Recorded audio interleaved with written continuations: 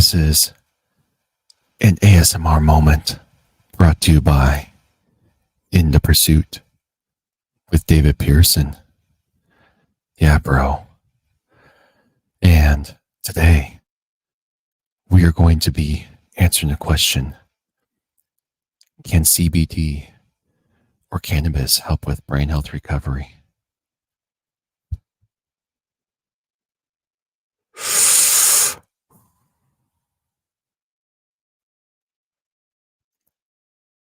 Let's take this doobie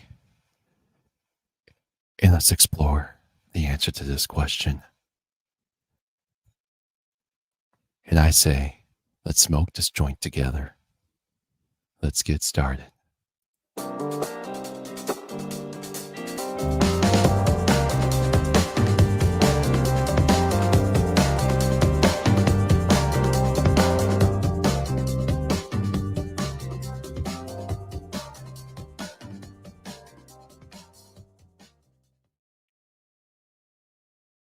Hey, everyone. So thank you for tuning in and welcome to In the Pursuit. I am jumping on here trying to just be a little bit old me and share with you a little bit more about what I have experienced in my life and a little bit of things that I've learned as well. Um, I've been talking to this gentleman the other night, and he brought up some interesting points and interesting questions or his own personal experiences. And he got me thinking a lot. This is stuff that I could even share to even further and explore in singular topics, because I know in other podcasts I have gone on to an extensive explanation of stories and they've gone on long here. But let's see if I can help bring in the point, bring it home, bring it short, and bring it all together here for you and piece by piece. And remember, when it comes to your own personal health, it comes to your own personal choice. I'm not a health expert. I'm not a doctor. I am a marketer by profession.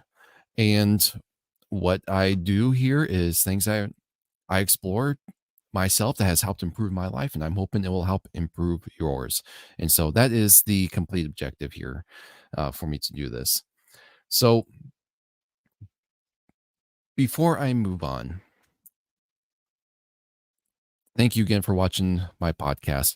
I broadcast live on YouTube, and you can definitely catch me whenever I come on.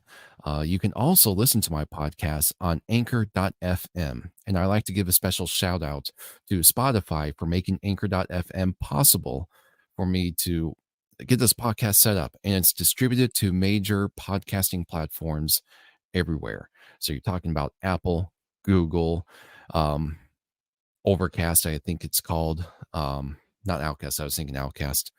But anyways, Spotify is not sponsoring this. I have no sponsors at this point, but I'm just giving them a shout out because they're making it easy. If you want to do podcasting yourself, that's the way to go. And you could also listen to my podcast on Spotify. So even do a shout out on that one. So the question that we have here, can CBD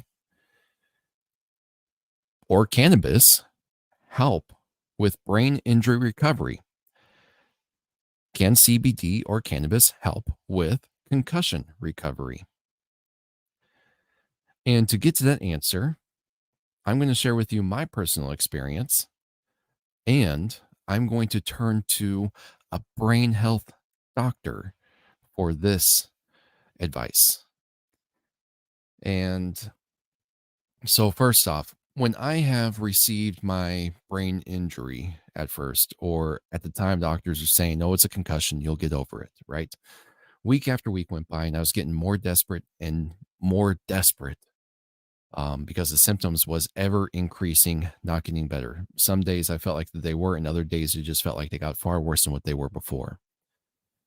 And so I was trying different things to help get me back on the right track because I was not finding appropriate help through medical professionals. And I was bouncing from doctor to doctor too at the same time. And I was getting so desperate, I finally just looked at my wife. She's like, I am almost willing to try anything to ease the suffering, to help me wake up again. And I flat out told her that I'm willing to travel to the state of Colorado to pick up the green stuff, you know. And my wife, she knew me, she knew what I was like before the injury, and she was in full support. She was in full support of it. Well, before I got to Colorado, I came across some CBD in the local state, and CBD stores were launching up everywhere, and even the health food stores started selling CBD. I was surprised, and they're saying, "Well, because this isn't marijuana, we can sell it, right?" And so they tried to do that, and this is a whole black hole right here because there's some states that prosecute on these things, prosecute these small shops that are opening up, or these health food stores that are selling these CBD products, and they're saying you can't do it, it's against the law, you're violating the law right here, but they're doing it anyways. And lawyers are backing them on up, and some of these states are even backing off. This is a black hole area to talk about as far as legal things right here. This is not about what is legal, what is not. This is about, does it work? And I can tell you this, when I've tried that CBD oil for the first time, I was suffering one moment. And then 2 minutes later after that, I had instant clarity. And my brain felt free. All the pressure, all the injury was as if it was gone. That first time I tried it, I immediately grabbed my wife, and I was just being silly, and I took her around the room dancing with her, happy. And she was having fun with it too, because she hasn't seen me like that for a while since I had that injury. And I felt like I was free. I could talk, I could think, I can move, I can smile. It brought in a whole new me. It took my suffering away. But,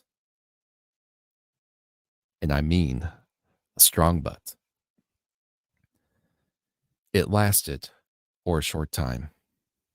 That first day when I took it, I could not go to sleep that night. I was wide awake. I was wired.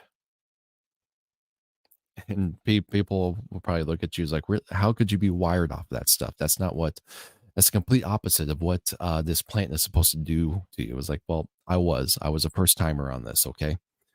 Wired that night. But the next night, I decided to take some. It worked for a moment. And then I took some more. It worked a little bit more. And then I took some more. And then I had a huge, huge crash. I got to bed very, very early that night. Next day, I woke up. It was one of the first things I took. A little bit of relief. And again, I took it repeatedly throughout the day, every few hours. And then after 3 times taking it during the day, I crashed very hard. It offered a temporary relief, but then yet it also played even a harder effect onto my brain. But then yet I did not become addicted. I became reliant on this because it was one of the sources that I turned to for relief. It worked for a short period of time. It allowed me to get a little bit of extra work done, and I was able to push a little bit further with it. Positive effects in the beginning, but then yet by the middle of the day, it played a stronger role in my injury, and I crashed harder than what my injury was doing. I wish I could describe it. You have to live it to believe it. So, after being on this for several months, I got more foggy. I got more slow. And I know some of the stuff was contributing to, I know what I was experiencing was both to the brain injury, but I also knew this was magnifying the issue at hand. But the thing was, is that little short time of freedom that I had, I kept on doing it just so I can work, push, and move forward as much as I could with as little time as I had. And then once when I got my appointment made with the clinic, I got off that. I got off a whole bunch of other stuff, um, prescription medications that my doctors put me on to help me get through the moments there. Took me about 3 weeks to get clean of all that stuff right before my big brain treatment moment. Definitely well worth it. And I was able to progress further. It's what the clinic wanted me to do before I went into going for my fMRI scan and get things cleared on up. Now, a couple years down the road, I come across some material there. It's like, okay, there's a part of me that was still for CBD. Like, I can see a point to CBD. I can see a point to cannabis for some certain health areas and conditions. But there's one area that I did not see. And medical professionals started to come out with more information. Now, I know I trash these guys sometimes, but it does not mean that every doctor is incompetent. I just happened to got the luck of the draw with my injury, and I ran into a few of them. Um, but there are some really smart guys out there that are really trying to do what is best for your health. All right. So information came on out, new information on cannabis after some brain scans of some patients came on out. They had found that CBD and cannabis actually played a negative role on the brain. I have learned that it actually restricted blood flow to the brain. Now, if you're going to learn anything about a brain injury and you find the right medical professionals, they're going to tell you to recover from the injury, you need to magnify the blood flow to the brain. Blood flow is important for healing and for recovery. And not just for healing and for recovery, but we're talking about everyday living. We're talking about people with ADHD symptoms. We're talking about people with all different kinds of medical issues. And we're going to jump into that a little bit here. Not too much, but a little bit. So that's negative. That's red flag number one, restriction of blood flow to the brain. There's a doctor that I found who is one of the leading medical professionals across this country for brain clinics. I wish I could meet him personally. Hey, maybe one day I will. If you're listening to this talk, I'm about ready to shout out your name. Let's meet up if you ever want to, okay? This is from Dr. Daniel Ahman. I hope I'm saying his name right. I probably should have looked up his name, but he he has Ahman Clinics, which specializes in brain scans and in brain injury recovery, helping getting people on the right track. And he is trying to also increase brain health awareness in patients. And so I started following this gentleman on TikTok. In fact, I wanted to take one of his videos on TikTok and bring it here to you. So that way you can see what he had to say about cannabis and CBD in brain health treatment. But unfortunately, because of TikTok's policies, that right there didn't really come on through. In fact, I'll be straight up with you. I'm questioning how far this video is really going to get because of what is in the headline. But I don't know how else to tell you. I could have just put doobie in the headline in the title of the video, but I just decided to be a little bit more blunt and frank, especially in my language on this. Hopefully it'll get through. I mean well with it. I promise YouTube. I promise Spotify. I really mean well with this stuff. All right. So I'm going to set my screen up here for you and I'm going to share that with you. So here we go. This article comes from the Chalkboard, a guide to living well. And right up here, the headline for this article, for your consideration, Brain Pro Dr. Ahman on cannabis and the brain developing brain. Dr. Ahman or Dr. Amen. I'm sorry if I'm butchering your name. I don't mean to. And I do ask for your forgiveness on this, but I love your I love your content. And you're definitely one very smart guy, one of the major influencers in my life to better brain health and post-concussion syndrome recovery. I'm going to scroll on down here on this article while I'm sharing it with you. And one of the things that he points out in this article points on out there, cannabis and the developing brain. This is where we're going to be jumping on into some a little bit more details as to what the negative effects of these things are. And I want you to take this into consideration here. As more and more states legalize cannabis and the media touts its potentially beneficial effects for pain relief and more, you need to get the real deal on the pot. Nice little pun there, huh? Here's what cannabis does to young brains. I would almost like to say, before I continue on with this, just because of personal experience and things that I started experiencing with this myself, even adult brains. I mean, when you have a damaged brain, the brain has to heal. It's almost kind of like part of it just turns to a little bit of mush, but it does heal. And if you take the right steps to help it heal, it will heal right. For me, I became a new person.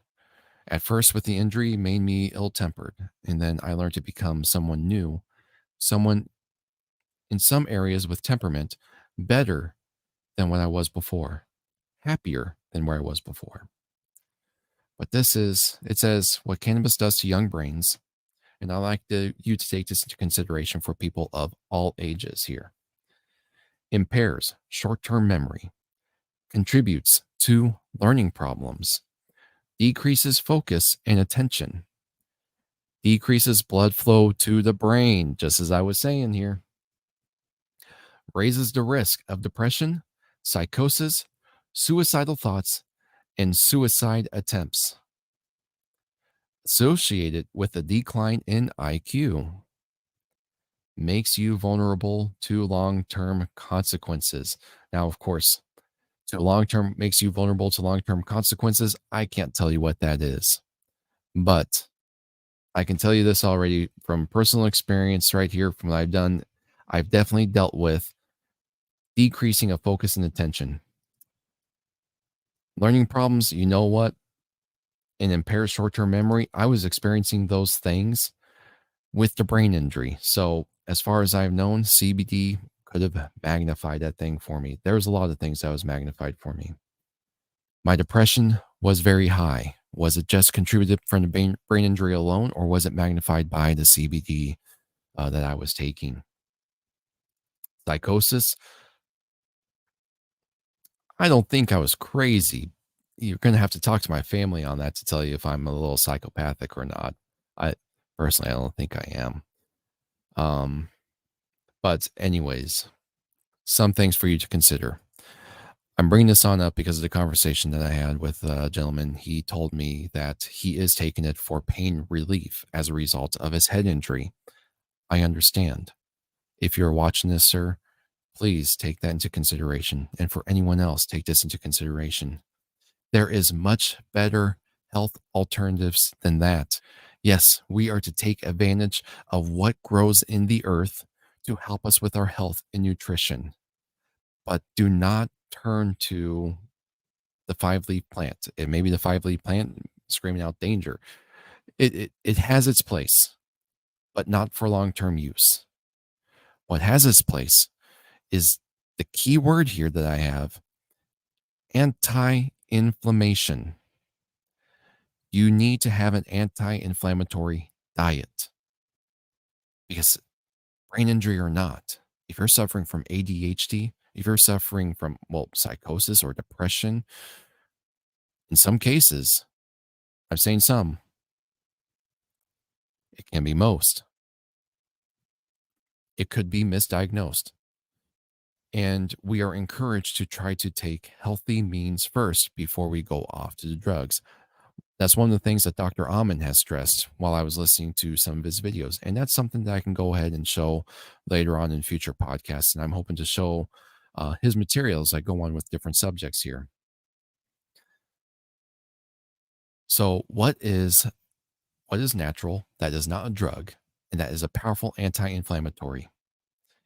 Green tea. Now, there are medical professionals, Dr. Ahman is one of them, who agrees green tea is a powerful anti-inflammatory agent. In fact, the cannabinoids within green tea itself, the concentrated kind, can help magnify the anti-inflammatory relief. Even far so better than ibuprofen or Excedrin, in my opinion, and from my personal experience. You got to test that for yourself. The cannabinoids that I take from the green tea plant is EGCG, 400 milligrams a day. Try it. It can change your life. And when I'm talking about this fine stuff that has minimal caffeine, and it's possible, I'm actually getting a new shipment in the mail where for every 250 milligrams, the amount of caffeine in this EGCG is 1.67 milligrams. That is a tiny amount. If you were to look at some other green tea extract pills or some EGCG things, you would see higher contents of caffeine. This stuff that I'm about ready to get in the mail is much lower, and it's much more pure plant. Something I'm going to be trying here, but I already know that EGCG works because I take it every day. Powerful anti-inflammatory.